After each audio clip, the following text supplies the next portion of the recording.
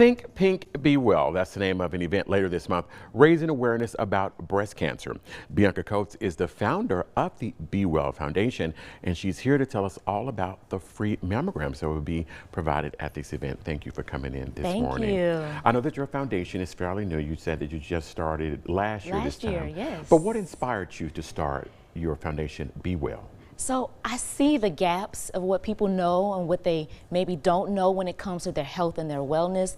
And being a registered dietitian, I see firsthand that these chronic diseases that we know about, diabetes, cancer, high blood pressure, it can be prevented. And if we know exactly what we need to do as far as lifestyle changes, early detections like mammograms, that would make our world a whole much better with our body. And since of course you work in the healthcare field, Yes. what are, I guess, some of the barriers that a lot of people face when it comes to, I guess, breast cancer, or even just changing their lifestyle?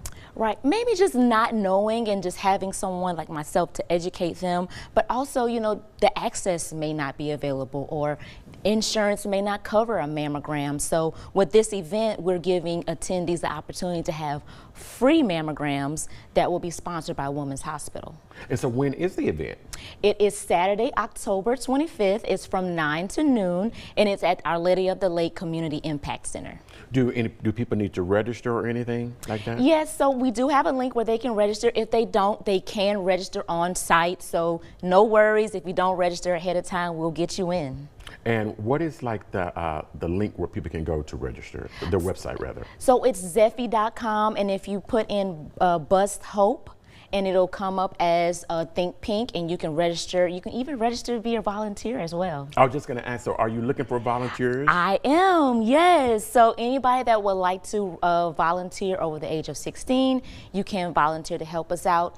We will have a mini farmers market with Muse 3 Farms, Zumba sessions. So all things health and wellness to make sure that we're changing our lifestyle and being able to promote healthy living.